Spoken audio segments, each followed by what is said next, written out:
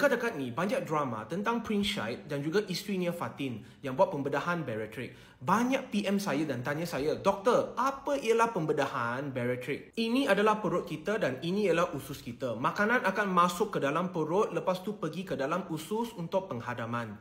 Senang cakap, pembedahan bariatrik ialah pembedahan untuk potong sebahagian perut dan juga sebahagian usus untuk turunkan berat badan. Konsepnya macam ni, apabila sudah potong perut atau sudah potong usus, perut sudah jadi kecil dan kamu tidak boleh makan banyak kerana perut sudah kecil kan kamu akan makan kurang kalori dan turun berat badan. Dan pembedahan bariatrik juga ada banyak jenis. Ada yang ikat perut, ada yang potong perut, ada yang potong usus, ada yang cantum perut dengan usus, ada banyak jenis. Dan pembedahan bariatrik bukan senang dan perlu dibuat oleh doktor pakar kerana juga ada risiko seperti jangkitan kuman, pendarahan dan lain-lain. Mereka yang buat pembedahan bariatrik boleh hilang berat badan sebanyak 30 kg sampai 50 atau 60 kg.